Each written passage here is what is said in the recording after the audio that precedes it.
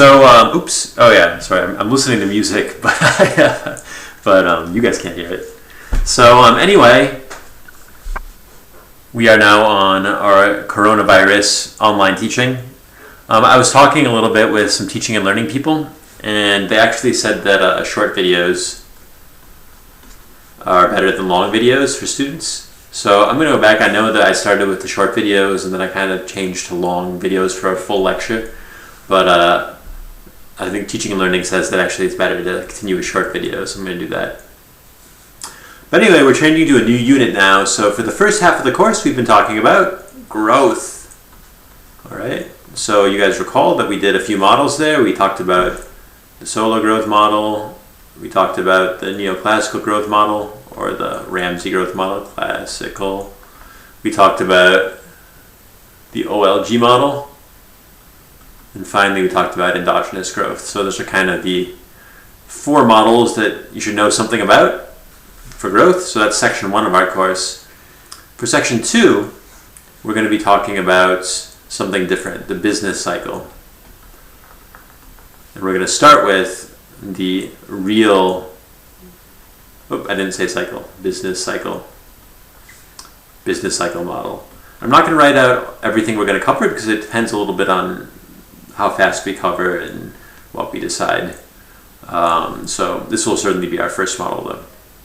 And I think we're certainly going to work up to a DSGE model, which is the dynamic stochastic general equilibrium models that central banks use these days to predict the effects of monetary policy. So that's where we're going. Now I thought I'd just kind of tell you a little bit about why these, what's sort of interesting about the business cycle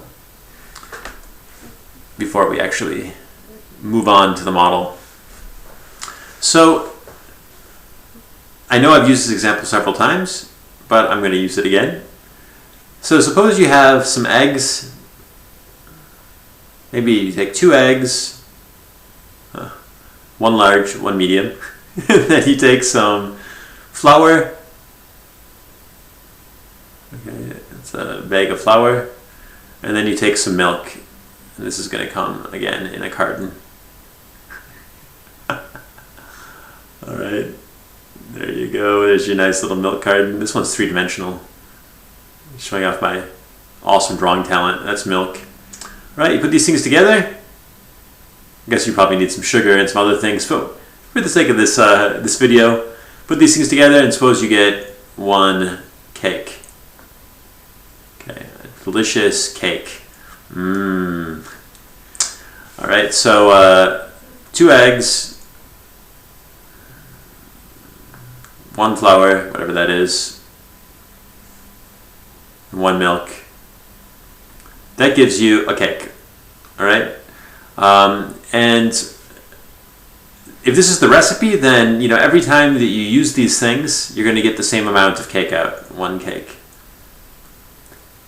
What makes the business cycle interesting is instead of saying eggs and flour and milk, if we say, labor, a certain amount of labor, a certain amount of capital at a certain level of technology, you combine these things together, you get a certain amount of production. It seems very reasonable. Okay?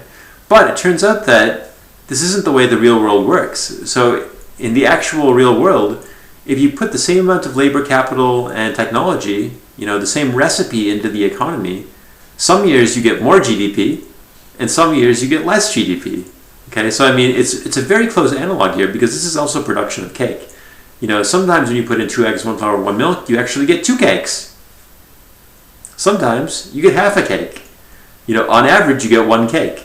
So, that's kind of the mystery of the business cycle. You've got a bunch of workers that want to work, a bunch of capital that's already there, a certain amount of know-how that tells us how to combine capital and workers to get production, and sometimes we get more, and sometimes we get less. It's actually kind of incredible that happens, but it does happen. So for the last, say, 50 years, or at least I'd say the last 50 years, it's largely been the role of central banks to try to smooth out this business cycle. So you can imagine, I'm going to have this graph again on the slide, but you can imagine our economy is kind of chugging along, growing. but then it's going to have like kind of ups and downs around a trend, around some sort of long run trend. And this role of the central banks is going to be to try to sort of make it so that we don't have these booms and busts and booms and busts. This is, by the way, just to explain what I'm drawing here. Suppose this is time, and this is, say, GDP per capita. And of course you want logs here to make it look nice and linear. But anyway, whatever. So the point is, if this thing is fluctuating a lot, and people don't like fluctuations, it's not good when sometimes your company is hiring tons of people and everything's going great and everybody's getting a raise, and then the next couple of years later, everybody's getting fired.